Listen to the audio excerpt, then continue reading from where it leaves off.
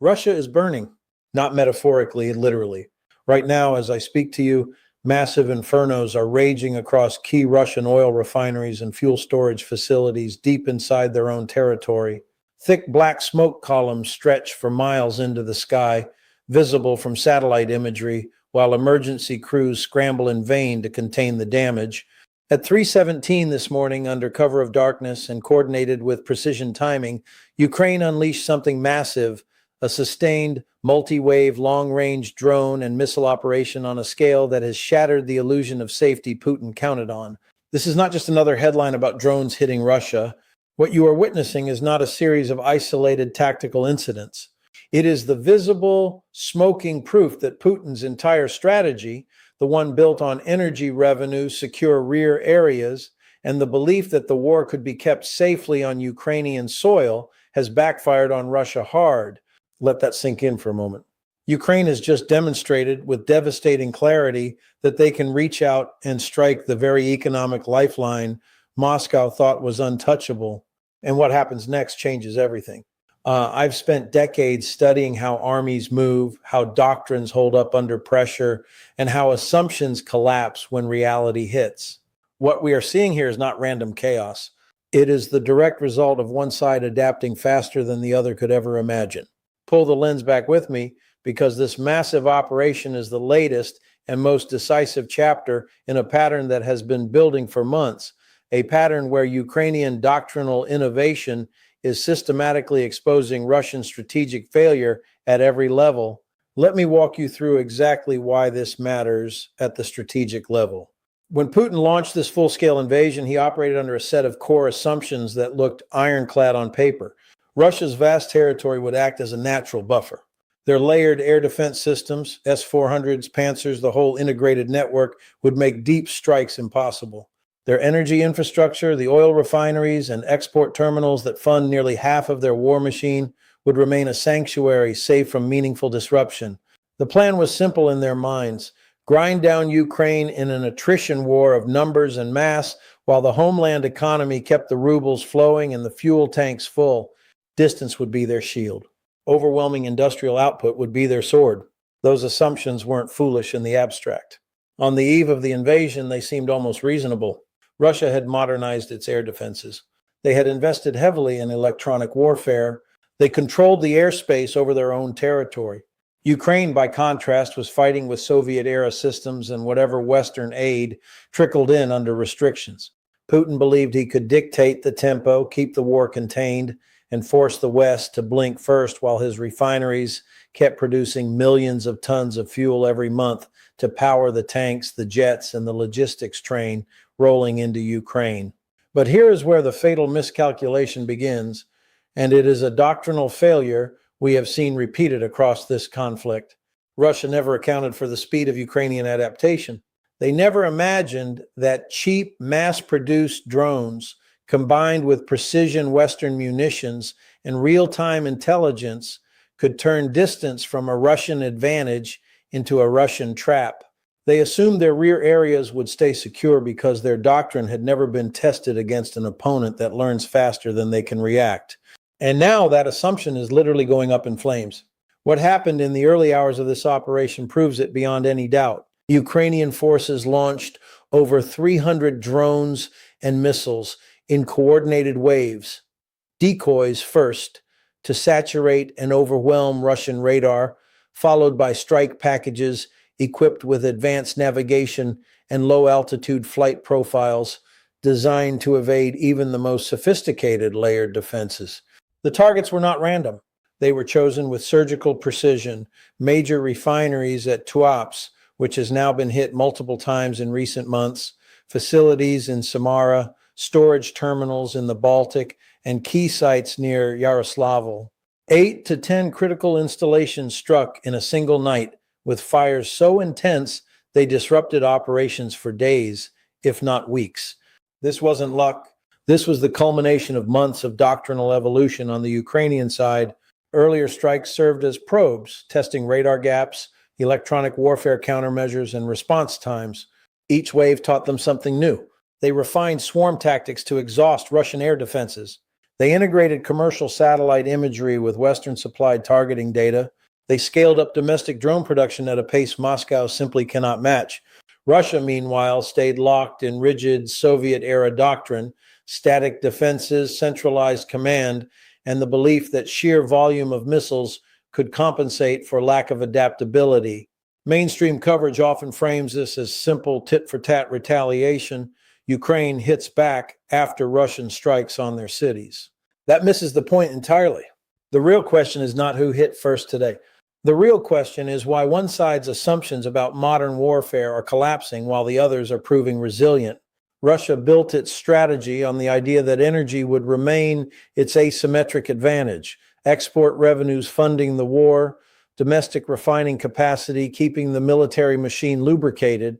Ukraine just proved that advantage is now a vulnerability, and it gets even more serious from here. Let's march through the milestone chronology that brought us to this moment because the pattern is unmistakable. Go back to the first deep strikes in 2024 and early 2025, small-scale experimental. A few refineries damaged, production dips measured in single-digit percentages.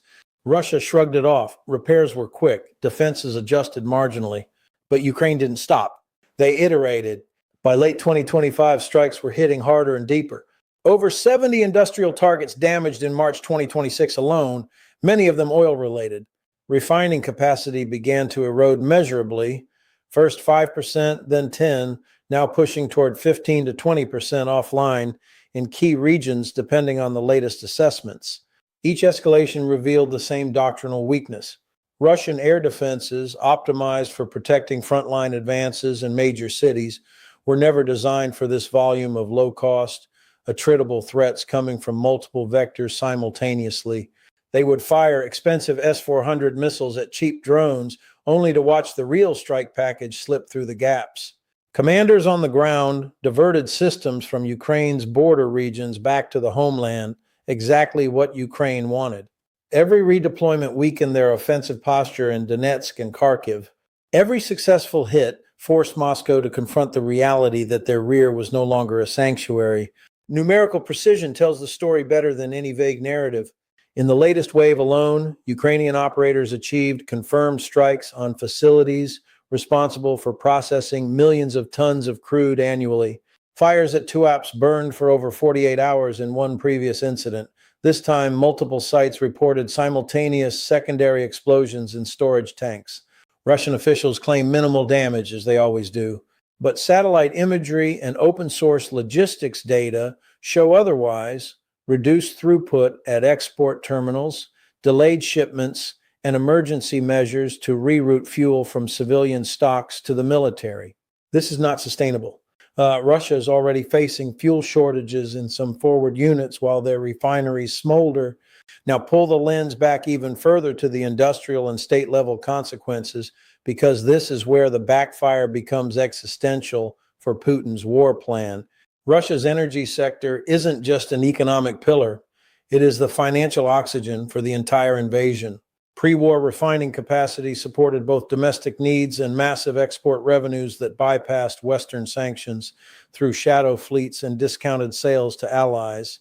Ukraine's campaign has changed that equation permanently. With 15% or more of capacity disrupted, Moscow faces a compounding cascade: higher domestic fuel prices, forced imports of refined products, an irony that must sting, and direct hits to the budget that funds munitions, manpower, and mobilization. Think about the logistics chain for a moment. Russian tanks and artillery in Ukraine run on diesel refined in these very facilities. When production drops, supply lines stretch thinner.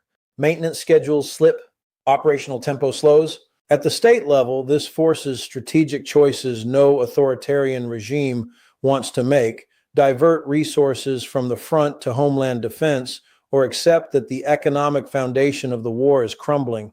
And remember, this is happening while Russia is already burning through reserves faster than they can replenish them. Every drone that gets through represents not just physical destruction, but a doctrinal indictment: the failure of centralized, top-down defense against decentralized, adaptive innovation. The hidden military variable here is adaptation asymmetry. Ukraine treats the battlefield as a laboratory. They iterate drone designs weekly, incorporate commercial components at scale, and operate with decentralized decision-making that lets field commanders exploit opportunities in real time. Russia treats doctrine as dogma. Their response to these strikes has been predictable: more static SAM batteries, more jamming, more claims of interception rates above 90%. Yet the fires keep coming.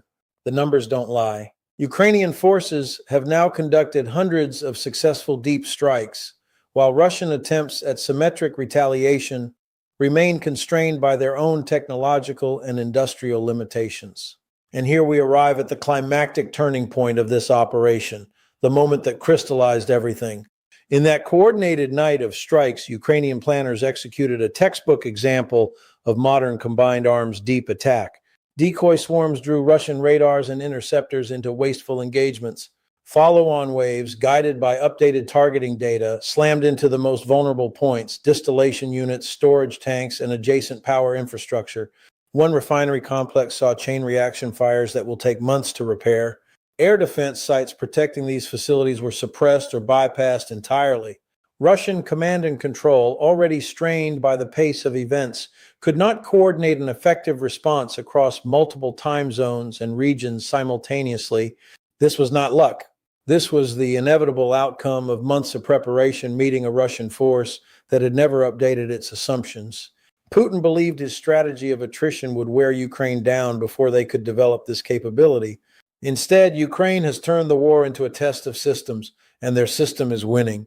The backfire is complete. The very depth and distance Putin relied upon to protect his economic base has become the corridor through which Ukraine is dismantling it. Let me issue the verdict clearly, because certainty is what matters here. What Ukraine just did is not a tactical success. It is strategic proof of Russian doctrinal collapse. Their assumptions about secure rear areas, impregnable air defenses, and an untouchable energy lifeline were always going to fail against an adaptive opponent. History will record this phase of the conflict as the moment when the war came home to Russia in ways they cannot reverse without abandoning their core objectives. The adaptation race is not close. Ukraine is several laps ahead and the gap is widening. What happens next changes everything. Russia will be forced to pull even more high-value air defense assets back from the front lines, further weakening their offensive capabilities in Ukraine. Their economy will face mounting pressure as refining capacity stays offline and export revenues dip. Fuel logistics will strain under the weight of disrupted domestic production. And Ukraine will keep iterating. More range, more payloads, more sophisticated autonomy. The question is no longer whether Russia can defend its homeland while prosecuting the war abroad. The question is how long they can pretend the strategy is still working. This is the larger pattern confirmed once again. Russian rigidity meeting Ukrainian resilience produces the same result every single time: compounding failure. Pull the lens back far enough and you see the strategic reality clearly. One side is learning the lessons of modern warfare in real time. The other is repeating the mistakes of the past. Stay with us, because those questions do not have simple answers, and the next developments in this campaign will be even more decisive.